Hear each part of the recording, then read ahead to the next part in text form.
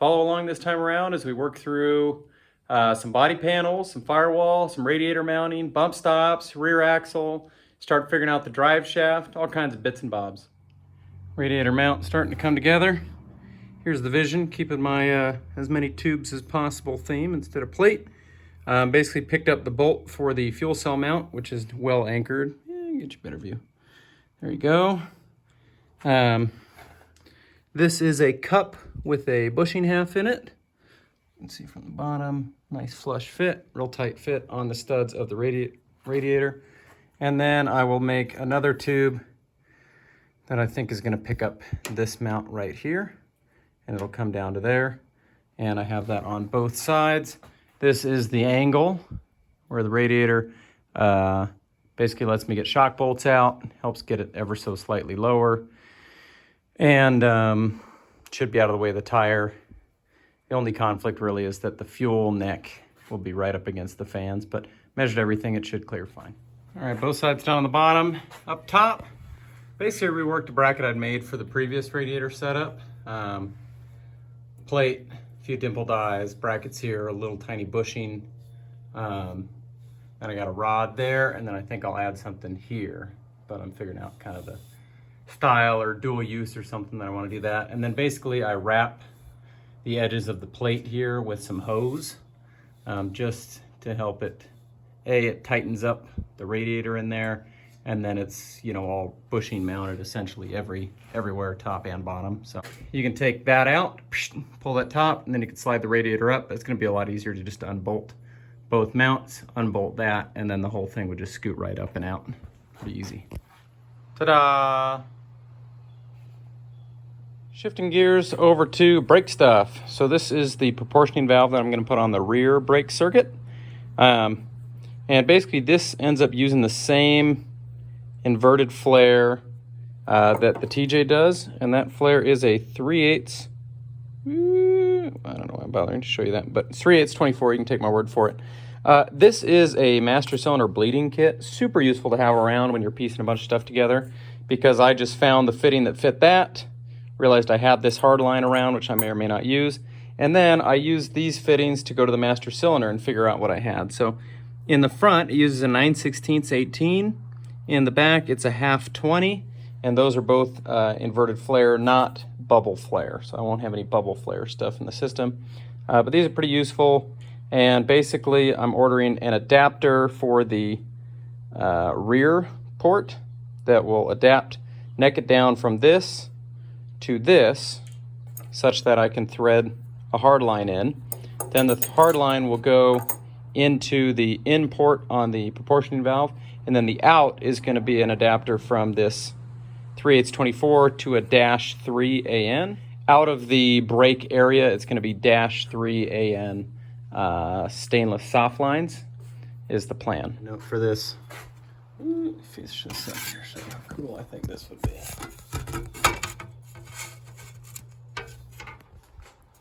I could mount them like that, basically. Tab on the back of the roll cage, tab on the radiator mount.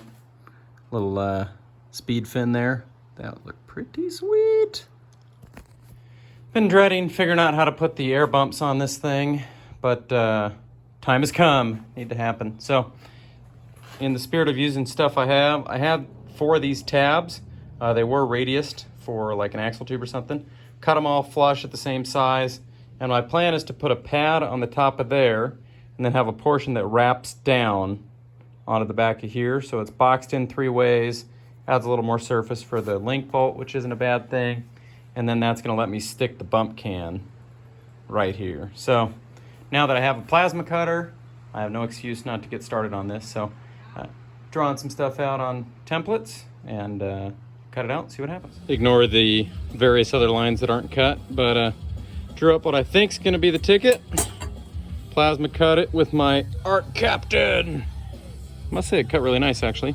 So I'll knock the slag off, take the edges, and then the line here, I'm going to cut with a cutoff wheel, not all the way through, but most of the way, and that lets me bend it without having a break, and then I can just weld the crack. Looks like it'll do the parts. Do the part. Gonna round off the corners, and I think I like it. all 3/16. It's possible if you hit the bejesus out of it, maybe it'll bend here in the middle, but I doubt it. It's worth finding out. If I notice it starts to bend, I'll just put a subplate on top of it. Here we have it. Doesn't look too bad. Should be nice and strong. Have my precision wood spacing there that gives me the stick out and basically stacked height of the air bump at full compression. So I can locate this bump and start making some tubage. All right, first side is done. Smoke in the air. I dig it. A lot of unorthodox tube layout there, but bottom supported, top supported. That bump can's not going anywhere. Our captain got another one in. Not bad. Other side tacked together. Let's burn it. All right. Fried the bacon. Let's go fit it back up to the chassis. This side burned in. I like this shot here where you can see both of the bump stops. I decided to drop the rear end out to weld it, potentially put the third member in, put the axle shafts in, make brake lines for it all on the table. And I think at that time I'll probably pull all the links, weld and paint them. It's possible when this all goes together and I go and put it on a flex ramp or something that it all crashes into each other and I got to start over. But barring that doesn't happen, I'm at the point now where I'd like to kind of button up certain quadrants of the car, you know. All right, burning in the ends of the trailing arms. Again, hope I don't regret this later, but I'd like to put a finishing stamp on some things. Going to do some strap work down here on the bottom with some 3/4 inch by 3/16 strap. We'll go grab that and see what I like to get. Here's the strap. Got to reinforce on there. Again, these things are never going to hit the ground, but this is just to stop the weld pulling apart.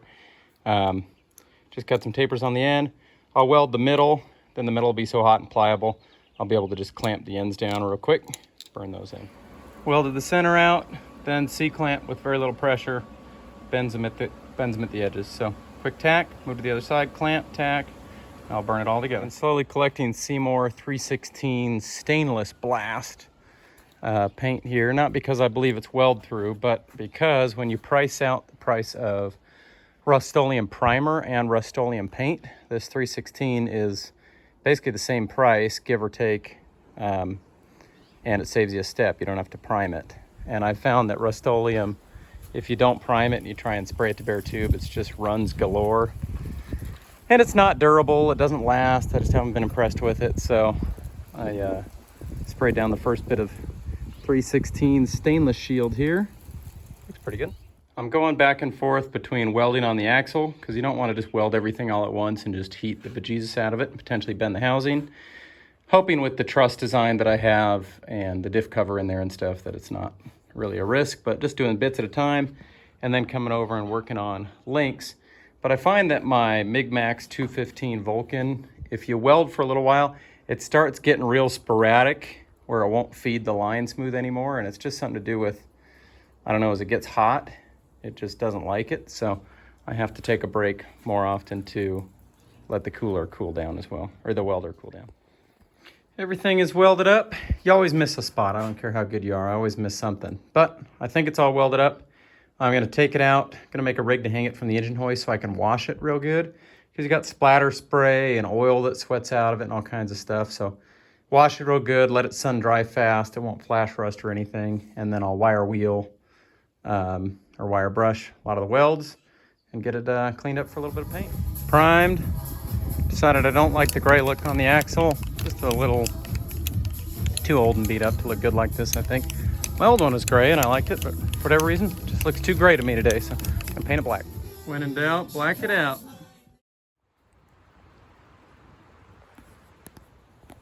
With a little help from a friend and an engine hoist, got the third member tentatively placed in there. A couple of bolts to hold it. Gonna rock this thing up, put the brakes on it, maybe start looking at brake lines, and all the while I'll be welding some upper or some lower rear link. Mounted some tabs for my rubber hoses to meet the hard lines. Put some paint on there. I'll clean that up a little bit. Sometimes I like to sand a little bit around when you gotta grind through paint, just clean that edge up. But Put a base layer down on there. I'll touch it up here tomorrow after it dries or later tonight. But rear axle's getting close to buttoned up. Another day, another couple hours of wrenching. Got the diff cover off the back of the JK, doing a service on it. It's got a ballistic shave kit on it, which just burns up the oil pretty fast because it does not have enough down in the sump. And then the flow characteristics of the notchy diff cover and flat bottom I think are terrible, so it just makes fluid hot. But painted it red, because why not? I think I paint the diff cover a different color every time. Gonna clean this up. Put some of my Seymour 316. Quick little update here. So this is the Wilwood proportioning valve that's going to be on the rear circuit of the master cylinder, which I believe is what I've connected it to. Sure hope so. This is a reducer here from the big thread there to the, I don't know, I said earlier what the threads were, but anyway, to the smaller one here. Hard line with a couple of bends so I could position it. I just literally wrapped this around roll cage tubing and boom, got a perfect 1 3/4 radius. And then threads right in here. Vision here is when I make a faceplate here that I think will have probably the winch switches and maybe the trans temp gauge is all I'll put here.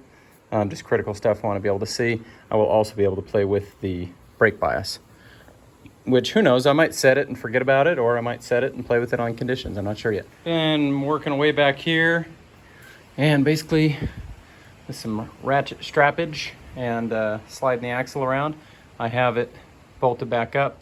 Now again, the whole chassis is not welded. The link brackets aren't fully welded, but I feel like this lets me kind of check a box. So I'll lift this up more with a floor jack, and this lets me finally look at drive shafts and pinning angles and some other kind of crap like that. And it gets this off the table, which before too long I'm going to get the front axle up on the table and get the shock mounts built for it, get everything welded, finish up the ram mounts, and then put the brakes and all that together and stick that back in the front end of the car so that when the day comes to pull the chassis apart, weld it and paint it, I'll undo the 4-link at the chassis side with the axles and scoot the whole unit out of there with some furniture dollies or something like that. So little bits of progress. All right, so I added this tube under here. Added this side that kicks down and picks up pretty close to where the down tubes are there. Basically, there's just no chance that it's going to bend right there, and I certainly don't think it's going to shear. But I brought this tube over here because the transfer case, the bottom of it hangs just a little bit below the top of these tubes, so I couldn't stick a tube straight under it. And then I don't expect this 231 to live forever. I expect it'll get a 241 or an Atlas or, you know, something that's going to be a little bit bigger around, so I want to leave space for there. On the other side, you can see I have the front tube in there. It's just going to get one that kicks straight back, and that'll help kind of tie into the link, lower link mounts. All right, so we're under the back of the car now. And here you can see the floor structure. And basically I can get the whole transmission pan off without pulling it from the car. Kind of like that. Tubes on either side. And then, like I said, this one's kicking over. But this one gets to be, where's my finger? This one gets to come straight back. And then up here, I've got a vertical that goes up to basically the floor section. I'm not putting one on this side because I want to be able to pull the transfer case back and slide it out through here for service. And I think this one's going to add enough, you know, basically belly squish protection. Possible I could add something here and make it removable, but it's going to be real tight to slip a transfer case out of there, so I don't think I'm going to. I added one more tube. Now I'm definitely done. Added a tube that goes from there, 45s to there, basically just as a good way to tie in this lower tube that mounts the links so that it can't get pushed forward or backwards, a little more upright stability. And it doesn't come to the dead center, again, because if this transfer case gets bigger, I want to be sure that tube's not going to interfere with anything. So happy with where it is, and it leaves me room to grow. Now that the rear axle's all together, the hubs are on, blah, blah, blah, I thought it was a good time to simulate bump stop landing again. So this is a 37 1250 on the same backspaced wheel that I'll be running. So picture the 40 is just a little bit taller and a little bit wider. But right away you can see we have problems. So this is the bump stop cup here. And this bump stop pad, when landing flat, the bump stop landed right over here. And I'm like, oh, I'll leave a little extra over there. Well, we're like way way off where that's going to make a landing. So couple of issues here. A, tire rubbing bump stop cup is issue number 1. 2 is the bump stop pad being absolutely nowhere near where the bump stop is. So I think the best way to do this is going to be to just put a plate on top here that carries all the way out. When you're articulating, it will limit full stuff articulation a little bit. But you're never going to fully compress an air bump under articulation anyway, unless you had some like crazy high-speed landing on some corner. But I need to take the measurements of everything and see if the bump stop hits a pad here, does it stop the up travel before this pad hits the tube, which it should. And then as far as the bump stop rubbing the tire here, you can see I got about a 1/2 inch there. So my 40 by 13 will rub that, unless, of course, the bump stop has made contact and limited just a little bit of that articulation. So this plan of making the pad ginormous limits flex a little bit, but this is already just like an absolutely ridiculous amount of flex. And it won't limit up and down travel. So I'm thinking that's the best way to do this. And I think if I do that right, the tire won't rub the bump stop cup there unless it's like the most extreme circumstance, in which case it'll barely touch it and shouldn't hurt anything. That's my theory. So I need to get the axle lowered back down and start figuring out how I can build those pumps in a way, or those pads in a way that I can still get the brakes out of there. Looking at drive shaft stuff tonight. So this is a drive shaft that I had from like 2 configurations ago on the TJ. It's a 1310 double cardan and comes down to a 1310 with a CV flange. So this is probably back from when I had a 488 rear end. So it's been around for a minute. What I'm hoping I can do is cut that end off there, slide in this shaft that I'm going to show you with a carrier bearing, and then put a yoke on it, and that'll be where my front drive shaft kicks out. But let me show you what that looks like. So you can buy kits from Wide Open Designs, or Campbell Enterprises make one where there are these double-ended carrier bearings that are really cool. But I saw a couple people online do this. So this is a Dana 60 pinion that I just happen to have. Cut the gear off of it. This is, I don't remember the spline count on it, but you can get a yoke that fits this for your 1350 drive shaft. I'll find the nut for it, put that together, and then if I can machine an adapter probably for the drive shaft to slip on here, and then I can get a carrier bearing that fits on here or here, that might just work. And you can get basically bearing blocks. I forget what they call them. I think they call them bearing blocks. But anyway, I'll share what I end up finding for this, but I'm going to clean this up and take some measurements. So this is the pinion of a Dana 60. I need to get this surface just turned down a little bit to where it presses in to this drive shaft. Boop. Today's distraction from buggy building is brought to you by poor driving on the Rubicon Trail. Trying to get around Auburn Jeep Trail traffic, turning around in tight spots that I shouldn't have been. I nicked the ram and bent the shaft on it. You can just see the bow there. And then later on, doing a little bit of recovery action. And again, just some poor line choice. I just smoked this tie rod, which these 1.5" quarter wall DON tie rods are basically disposable. They just, I mean, you just look at them and they bend. But bending the ram's a big mess. And I actually hit the ram in a place where at that time I barely even touched the tie rod, but I got up into the ram. And then I wheeled the rest of the trail with a bent shaft, which I'm sure was machining the inside of the cylinder out. I don't know, I'll take it apart and find out, but we got somewhere in there fresh cylinder to stick in there. Again, typically you can rebuild these things and fix the parts that are bad, but I'm guessing it just ate a whole bunch of stuff up in there. But I'll try and take it apart and see what parts it would need to put it back together, see if it's savable.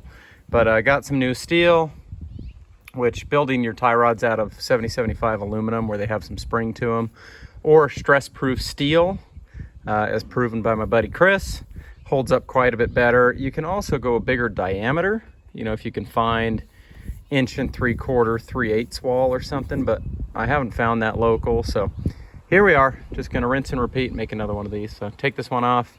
Luckily I got measurements of where it was towed at before, and it wasn't all jacked up. So I'll match those previous measurements, cut the tabs off of this, and happy with that. Right now I'm trying this Krylon Tough Coat. I went to the metal store today, Patent Steel, and they had these on clearance. So I got these for just under $3 a piece. I bought 4 cans, but all they had. They're all of this red, but man, this stuff sprays nice. Tough Coat Industrial. It didn't run, it stuck well. I'm like super tickled with it. So be prepared for me to be painting things red. All right, we are back in action. Now redder than ever. It's kind of bogging down on bump stop and suspension crap and all the stuff that I don't want to do. So shifting gears, bought myself a 4x8 sheet of 095 5052 aluminum. And I'm gonna make the firewall that divides the fuel cell from the passenger compartment. So basically this is gonna go behind the seats. This is something I thought I'd kind of be able to knock out. It'll be satisfying and it makes progress. Today's garage music is Shark Tank, who is, I believe, a very Canadian rap band, but they got some pretty fun songs. Anyway, 1, 2, 3, 4 Zeus fittings assembled with lots of rivet action. I will probably do one here in the middle, and I might end up doing one in here somewhere. We'll see. All these panels like to rattle and stuff, so but this will be enough for me to attach it and see where I think it needs more. Might need something in the corners. I don't know. Let's find out. Hooray for easy projects. Holes drilled nice, plate cut well. This will probably get a little whoop-de-doo cut out on both sides where the seat belts go through, because I'm going to use just wrap around the tube style. And then I might knock this one down a little bit just to get it off those welds. But honestly, it fits pretty good. It makes some noise, but it's not going anywhere, so I might not add any extra Zeus fittings, which is great because those things add up. I've been rethinking my seat mounting. So I've got these angle irons going front to back. I had bolts in here, and it basically sits the seat. You can see the tabs here. Dang, look like that.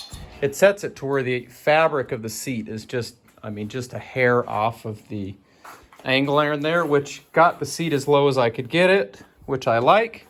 As low as what made sense. But to get a good floor on it that actually seals up and is going to keep fire out of it and stuff, it's just going to be a pain to get to those bolts. You know, I'd have to have cutouts or something. I just couldn't find a way that I really liked. So I think I found these short tabs from my local metal supply store, and I can basically bolt the seats into where they're just up. And I'm going to move them up probably not even an inch, but I can have these stand up and be a lot easier to get a nut and bolt through, and I'm not moving the seats up a ton. I think I've got enough headroom in the chassis, and it allows me to put a flat floor in the thing. I still might do it in 2 pieces like the front, so it all comes out nice and easy, but I think that's the executive decision. Front part of the floor is the 125. The roof will also be that thickness by the rules. And I went for the thicker plate here because that's where you're going to be climbing around. That's where you're supporting weight, so that gives it a good look. Back here, firewall 095. This is 095. And